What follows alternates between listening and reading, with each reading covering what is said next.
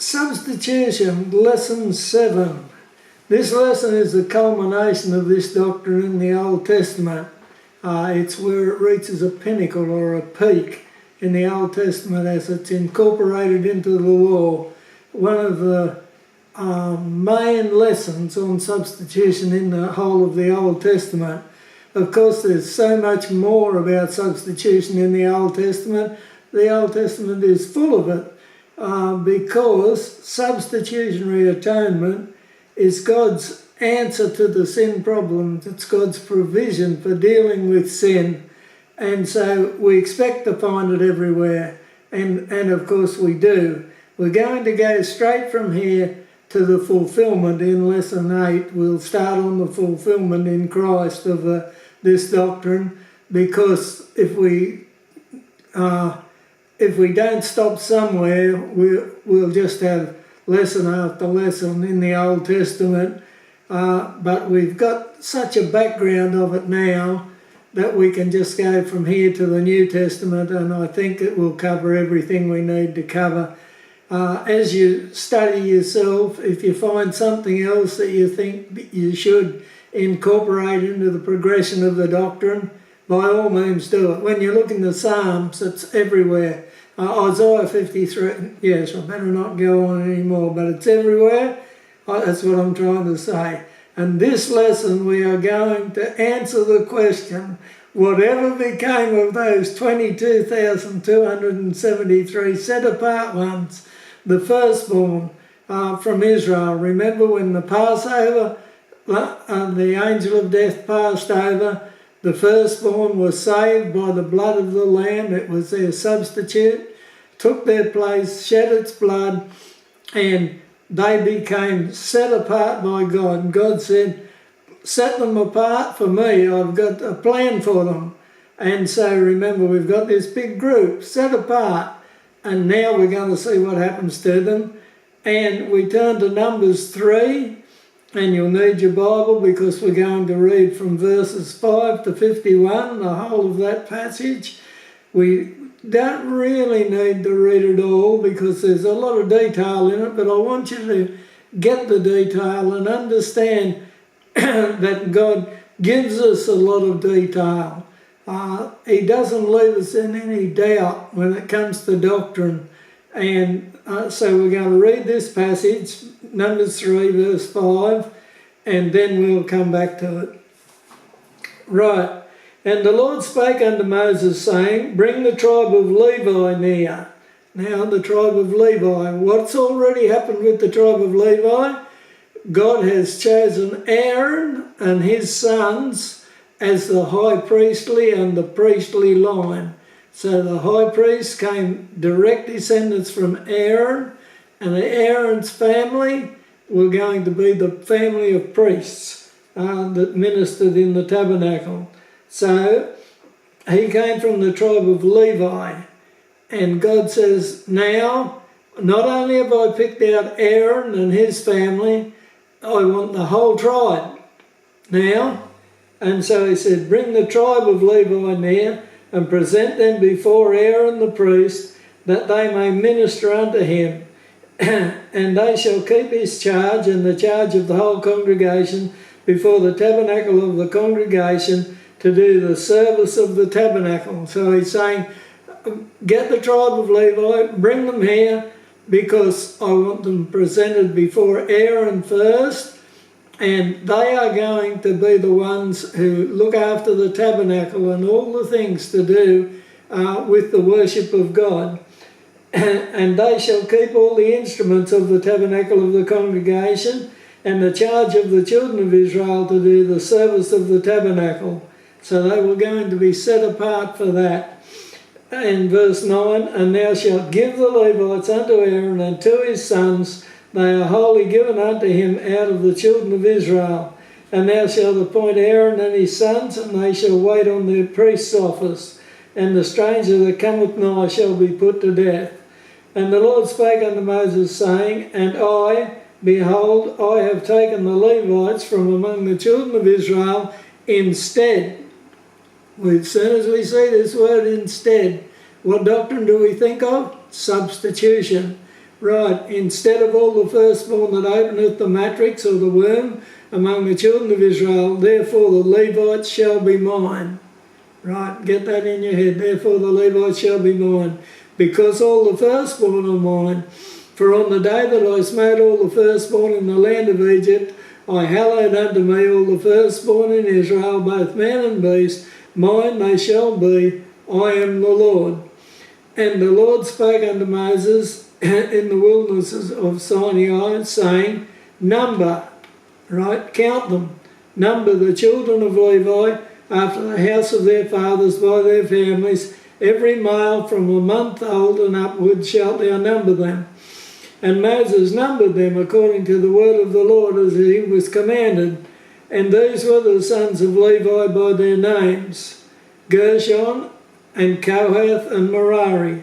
And these are the names of the sons of Gershon by their families, so he's taking them a family at a time, Libni and Shimea.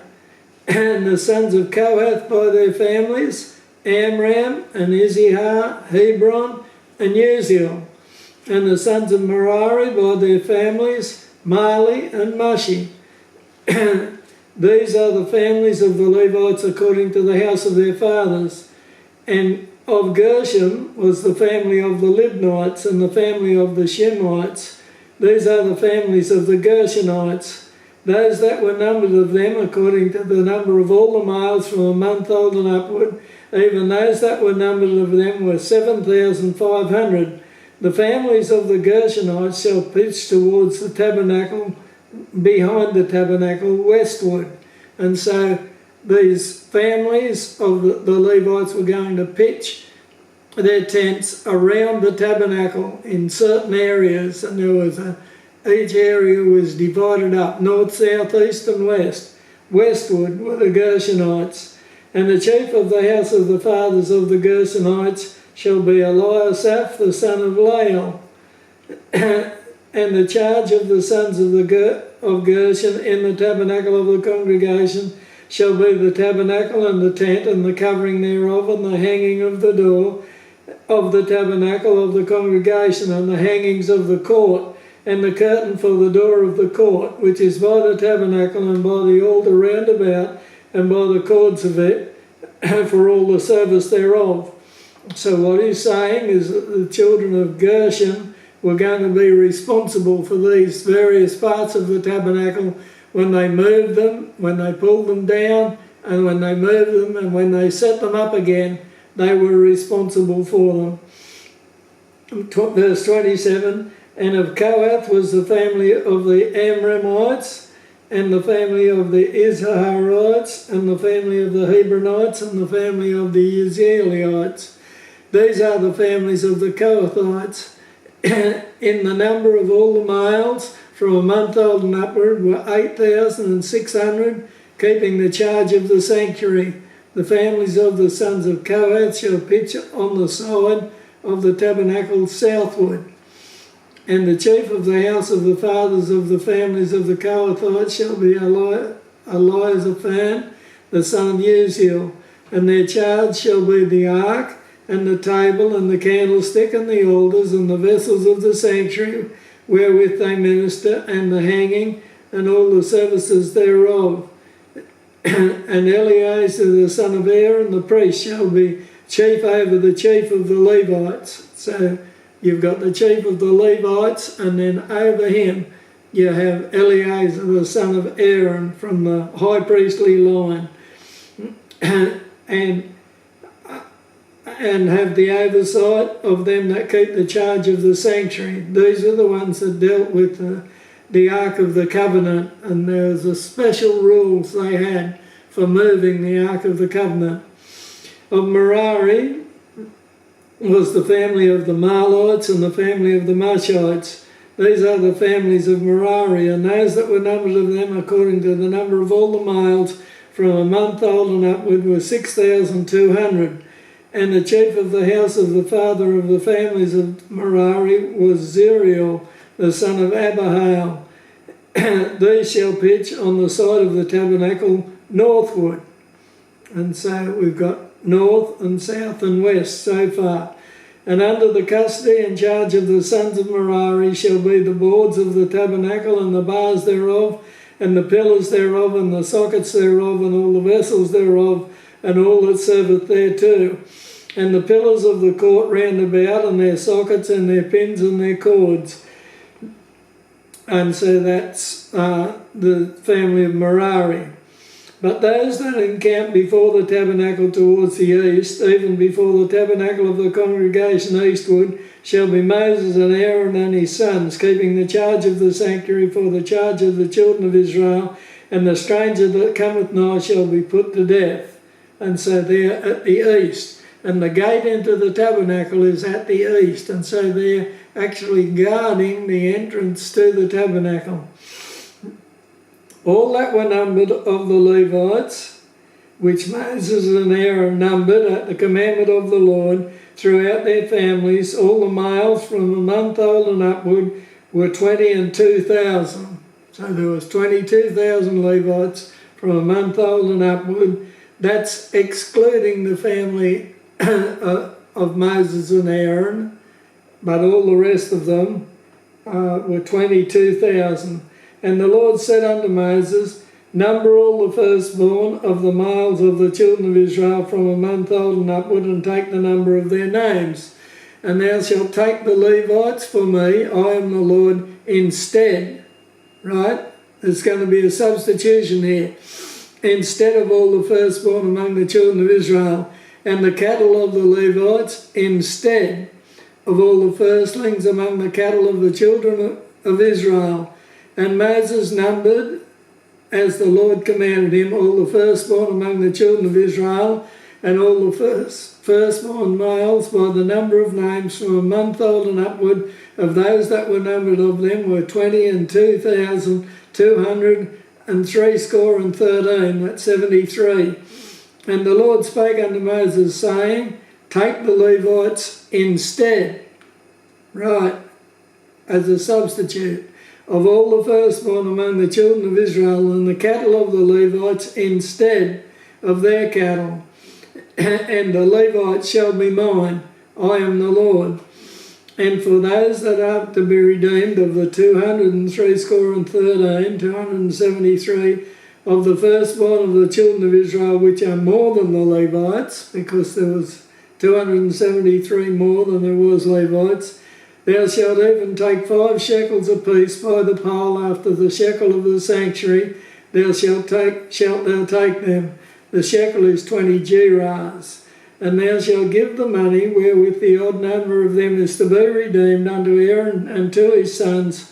And Moses took the redemption money of them that were over and above them that were redeemed by the Levites, of the firstborn of the children of Israel, took he the money, 1,365, that's 65 shekels, after the shekel of the sanctuary.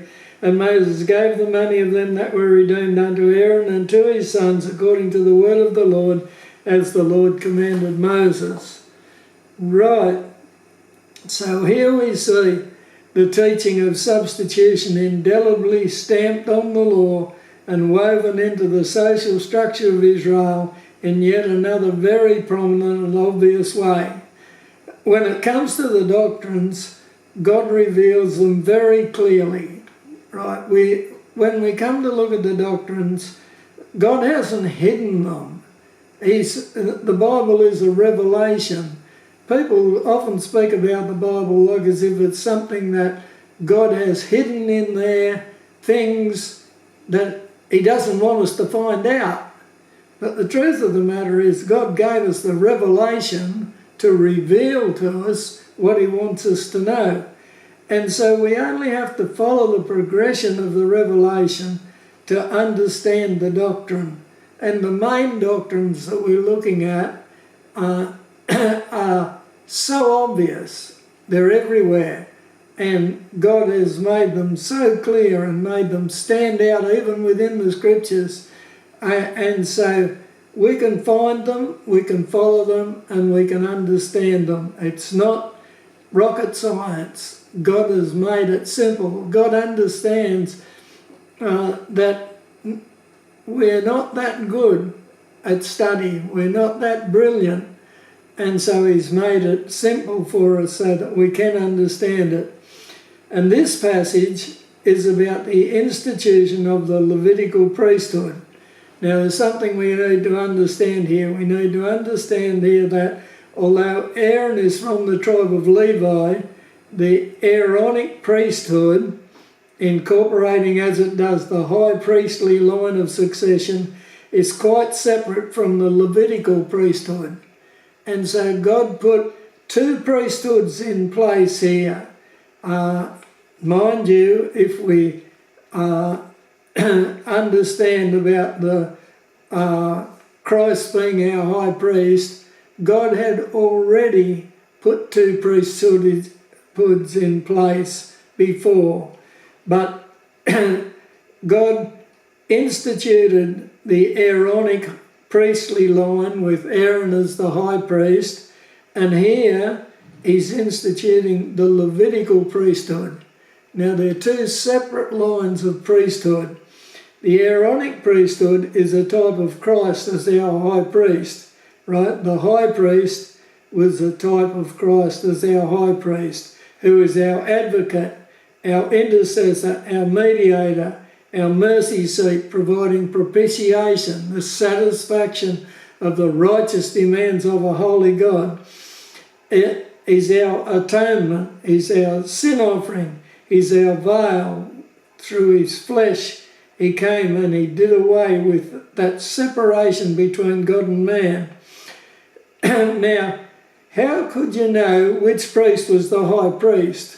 If you went to the tabernacle and you said, I wonder which one's the high priest, how would you know? Well, you would know by the way he was dressed. He would be dressed in the high priestly garments and he would stand out. You couldn't miss him. And you could tell that he was the high priest by the way he was dressed, by the clothes he wore. How could you know that a priest was a priest? If you saw a priest walking around the village or outside the tabernacle, how would you know that he was a priest? Well, you would know by the clothes that he wore. He didn't wear the same clothes as the high priest, but he wore different clothes to everyone else. Right, so we've got that high priestly line of the Aaronites. And then God here is instituting the Levitical priesthood. And it's actually a type of those in this present church age who are saved. Us, right? It's the basis of our teaching of the priesthood of all believers. And we'll look at 1 Peter 2:9 just to see what we're talking about there. But how could you know a man was a Levite? Well, by the clothes that he wore. And that's an interesting thing because the clothes that they wore were a type looking ahead to righteousness, God's righteousness, us as priests before God being clothed with his righteousness. And so you could tell by the clothes that he wore. And just let's look at 1 Peter 2:9. 1 Peter 2:9. And we'll just stop there for a minute.